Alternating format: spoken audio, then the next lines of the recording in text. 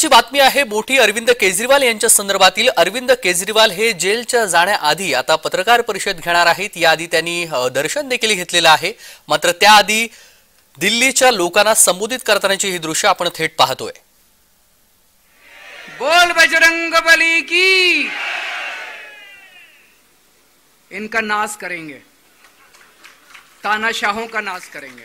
अपने को किसी व्यक्ति विशेष से अपनी कोई दुश्मनी नहीं है, अपनी दुश्मनी तानाशाही से है। तानाशाही बर्दाश्त नहीं है अपने को। तो 4 तारीख को भी मंगलवार है और बजरंग बली का मेरे ऊपर, पार्टी के ऊपर बहुत आशीर्वाद है, देश के ऊपर बहुत आशीर्वाद है। मैं प्रार्थना करने गया था बजरंग बली को कि हे बजरंग बली मेरे देश को बचा लो। अभी कल एग्जिट पोल आए हैं, मेरे से लिखवा लो, सारे एग्जिट पोल फर्जी हैं, बिल्कुल फर्जी हैं। एक एग्जिट पोल वाले ने राजस्थान में टोटल 25 सीट है, उसमें 25 में से 33 दे दिए उन्होंने बीजेपी को।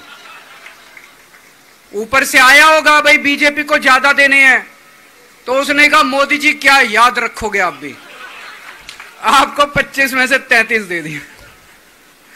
तो पूरा का पूरा फर्जी है, पूरा एग्जिट पोल फर्जी है। लेकिन असली मुद्दा यह है, इनको गिनती से 3 दिन पहले फर्जी एग्जिट पोल कराने की क्या जरूरत थी, यह समझने वाली बात है। मेरे को भी समझ नहीं आया। कई सारे लोगों की कई सारी बातें चल रही हैं। एक ये चल रहा है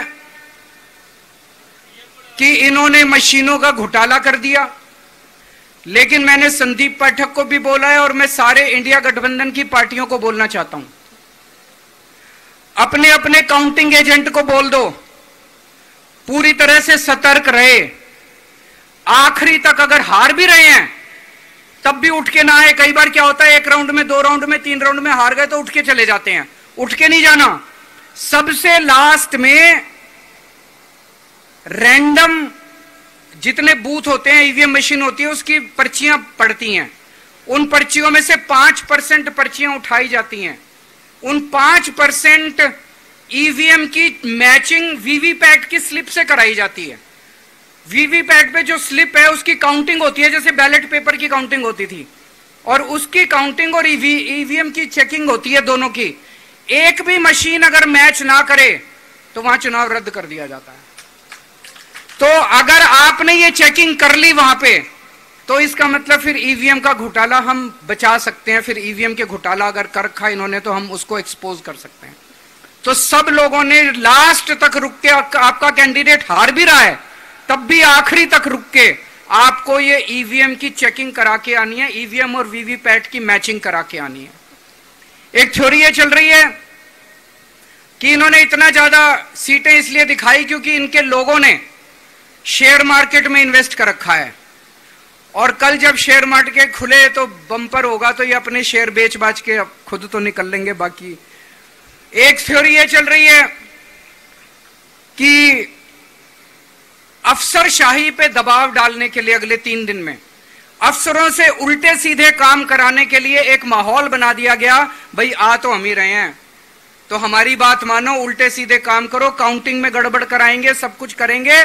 लेकिन फिर से मैं कह रहा हूं, अपने को, अपने काउंटिंग एजेंट, एआरओ, सब लोगों को अपने को ट्रेन करके भेजना है और अपने को चौकन्ना रहना है।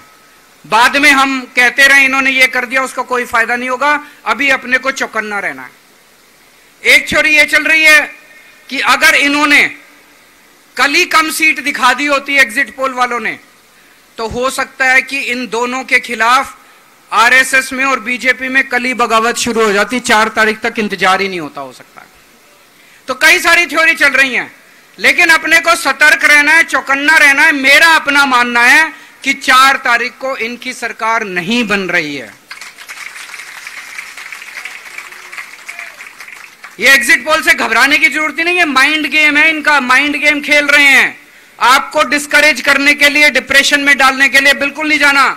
आप उससे जाओ कि आप जीत रहे हो, आप अपने उस कॉन्फिडेंस से जाओ कि आप जीत रहे हो, और आखिरी तक आपको बैठे रहना है, किसी भी हालत में बैठे रहना है आपको। हमें हर एक को लड़ना पड़ेगा। ये चुनाव किसी पार्टी का या किसी नेता विशेष का नहीं है, ये चुनाव इस देश को बचाने के लिए है, इस देश में जनतंत्र को बचाने के लिए है। जिसके लिए भगत सिंह, गांधी जी सब लोग लड़े थे, वही माहौल आज है। जिस तरह से हमने अंग्रेजों को हटाया था, आज इस सत्ता को अपने को हटाना है। तो मैं सभी आप सब लोगों का, सभी साथियों का बहुत बहुत शुक्रिया अदा करना चाहता हूं। बहुत साथ मिला आप लोगों का इन 21 दिनों में। अब जब भी मैं लौट के आऊंगा फिर मिलेंगे आप लोगों से। तब तक के लिए अलविदा।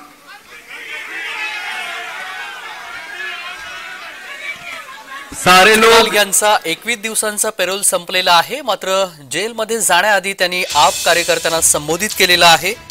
आता कधी परत येईन मला माहित नाही, मात्र तुरुंगात जाण्याआधी अरविंद केजरीवाल यांनी दिल्लीमध्ये आप कार्यकर्त्यांशी संवाद साधलाय।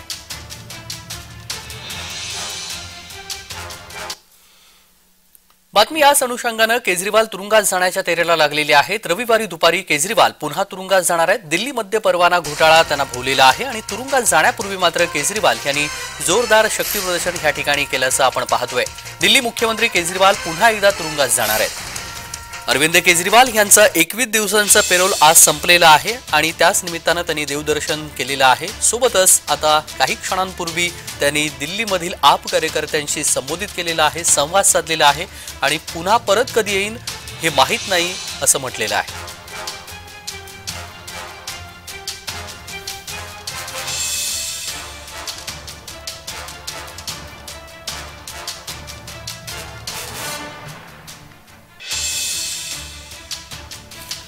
तर भारताच्या इतिहासामध्ये आम्हाला सर्वाधिक बहुमत असल्याचे देखील केजरीवाल यांनी म्हटलेलं आहे। 4 तारखेला सर्वांनी सतर्क राहा असं आप कार्यकर्त्यांना त्यांनी संबोधित केलेलं आहे आणि आवाहन देखील केलेलं आहे।